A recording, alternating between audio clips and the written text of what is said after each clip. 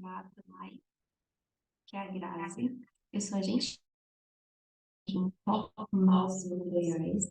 E o nosso objetivo hoje é justamente poder passar para vocês informações sobre o próprio projeto. Onde no projeto viemos com o objetivo, nessa etapa 3 e 4, de passar para os empresários mais informações justamente sobre produtividade e indicadores de desempenho, porque, como eu disse, sou agente local de inovação e produtividade. Então, vamos lá falar um pouquinho sobre o que foi passado nesse dia, nesse evento, que esse vídeo foi feito justamente para os ausentes. Então, aqui nós temos a apresentação do encontro coletivo, ali produtividade, onde esse momento foi justamente de aprendizagem muito network. Começamos por algumas dicas que foram essenciais ali para o bom andamento do projeto, o bom andamento do evento, que é essencial a participação de todos, para que todos interajam, perguntem, deem dicas, até porque eles precisavam que o foco deles estivesse ali, no aqui e agora, aproveitando cada oportunidade. Começamos por um questionamento básico, que é qual a sua produtividade? Quando a gente para pensar o que é a produtividade, tivemos várias respostas alinhadas, inclusive com questões pessoais, quando o dia da pessoa era produtivo e tudo mais, então foi bem bacana. Então, quando a gente traz o conceito de produtividade dentro do que é o próprio Sebrae, dentro do que é estudado dentro do projeto, a gente traz justamente isso, que a produtividade sendo igual à produção dividida pelos insumos, porque a gente entende o quê? O quanto que eu estou conseguindo faturar com esse investimento. Nesse exemplo do slide que a gente tem os carros por trabalhador, questão da produção de quantidade de carros, quilos de mel por colmeia, quanto que essas abelhas estão produzindo, pratos feitos por hora por cada trabalhador, sapatos por hora, leite, litros de leite por vaca por hectare, enfim, tudo isso a gente entende como produtividade. E na imagem vocês podem ver que tem dois sapatos que são relativamente semelhantes, a gente está falando de dois saltos, e que ambos eles têm valores extremamente diferentes. Então, vocês concordam comigo que a produtividade do sapato de R$ 700 ele está sendo muito mais alta do que o de 70? Porque ele está gerando um retorno maior do que o de 70. Então, aqui, para comparar os diferentes negócios, a gente pode utilizar, então, a produtividade do trabalho igual o valor adicionado por pessoa ocupada. E esse valor adicionado é igual ao valor bruto da produção consumido intermediário, para consumo intermediário, desculpa. E aqui a gente traz já para dentro da realidade do nosso projeto a mensuração inicial, até no momento, no evento mesmo, a gente teve a oportunidade de todo mundo conseguir responder ali uma análise SWOT, fazer inclusive também a própria mensuração inicial, tem uma noção de o que poderia ser feito, como seria feito, e o que é muito importante também é que a gente distribuiu o material para o pessoal para que eles pudessem ter acesso a uma planilha com diversos indicadores. Então, se você precisar dessa planilha, é só me pedir que a gente manda para vocês em privado, tá bom? Então, aqui a gente tem produtividade do trabalho, que é a proposta pelo projeto, onde a gente tem faturamento bruto menos o custo variável dividido pelas pessoas ocupadas.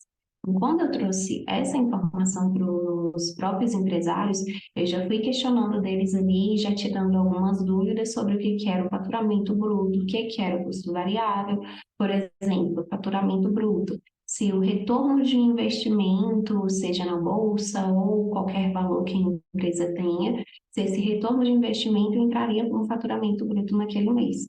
Aí teve uns que ficaram receosos de falar que sim, outros falaram que não de cara, e realmente não entra, porque faturamento bruto a gente vai considerar tudo que foi vendido naquele mês, inclusive se esse valor foi recebido ou não naquele mês, que foi uma das dúvidas também que a gente levantou lá. Então, independente de eu já ter recebido ou não, eu quero saber o quanto que eu produzi esse mês. Então, quanto que eu consegui vender esse mês?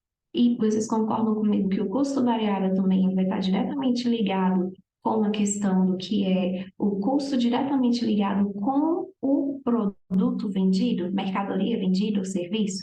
Então, esse custo variável vai ser todo qualquer produto, todo qualquer custo que esteja diretamente ligado, associado ao produto vendido. Por exemplo, se é um custo que está aumentando, muito provavelmente ele é um custo variável. Se ele aumenta junto com o faturamento ou reduz junto com o faturamento. Por exemplo, comissionamento. Comissionamento é um custo variável.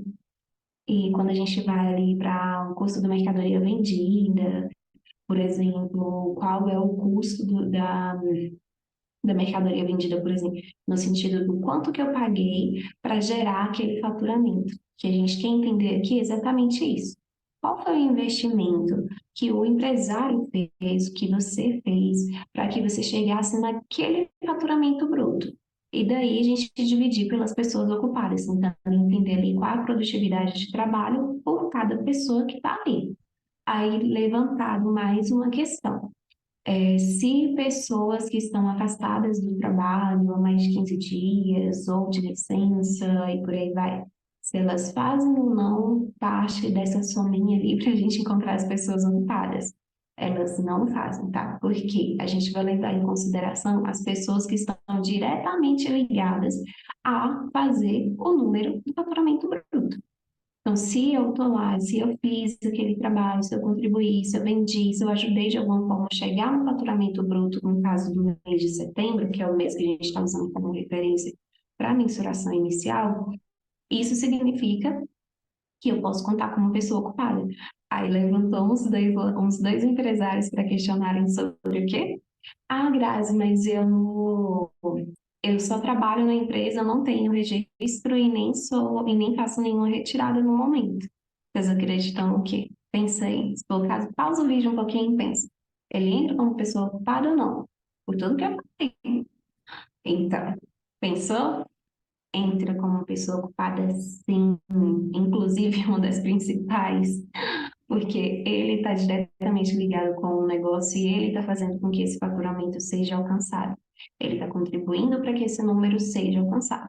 Então, todos os envolvidos, seja 2 horas na semana ou um pouquinho mais, colaboradores que têm ali sua carga horária de trabalho regular, eles entram como pessoas ocupadas, tá bom? Seguindo aqui para um momento da palestra que eu resolvi chamar de MAM, que é justamente mensurar, avaliar e melhorar, que foi quando a gente trouxe a planilha dos indicadores que vocês querem, eu posso mandar novamente, que é onde a gente traz o quê? Por que medir e avaliar? E traz aí os indicadores de desempenho.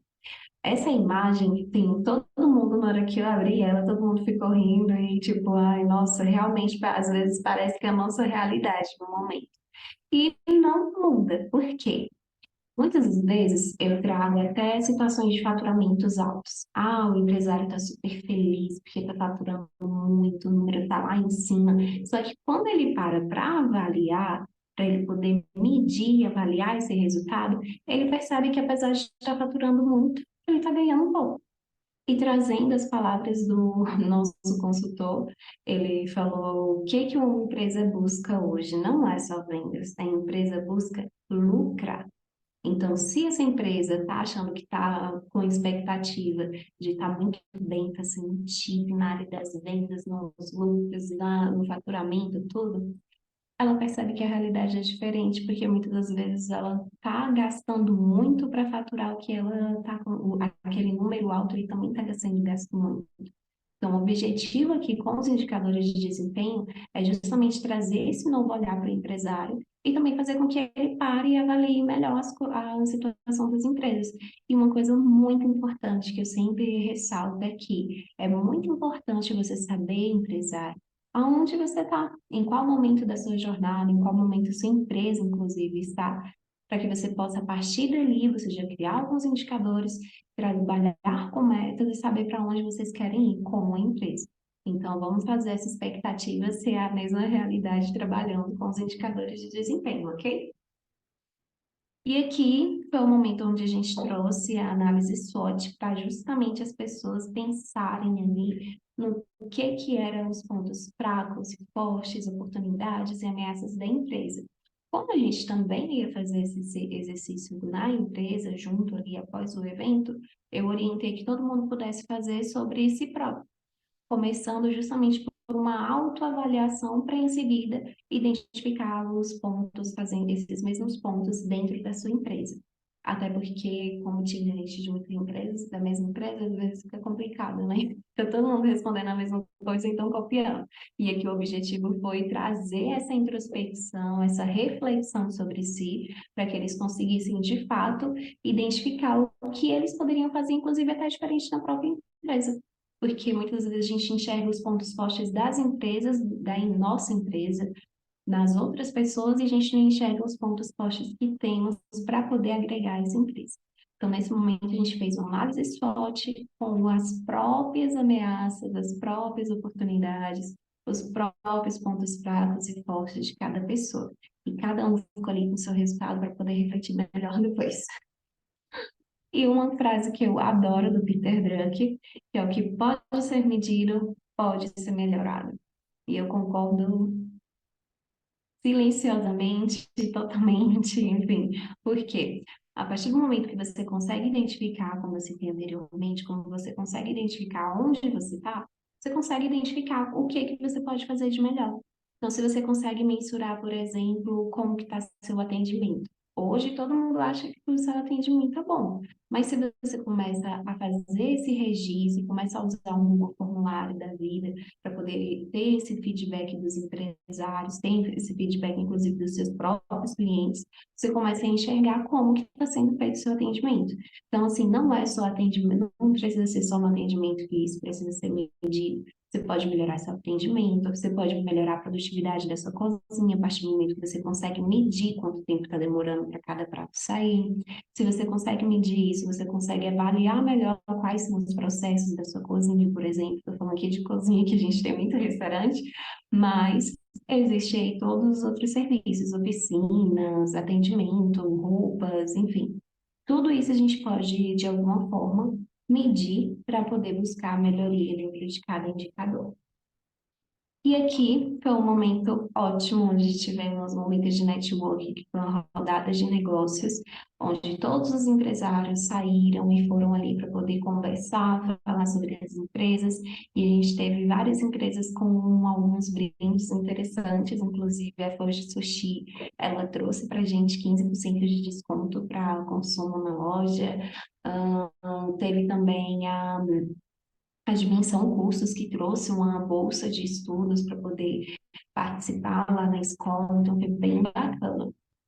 E ficamos por aqui para poder ir para a parte 2, etapa 4, oficina de prototipagem. Vamos descobrir como é que ela foi?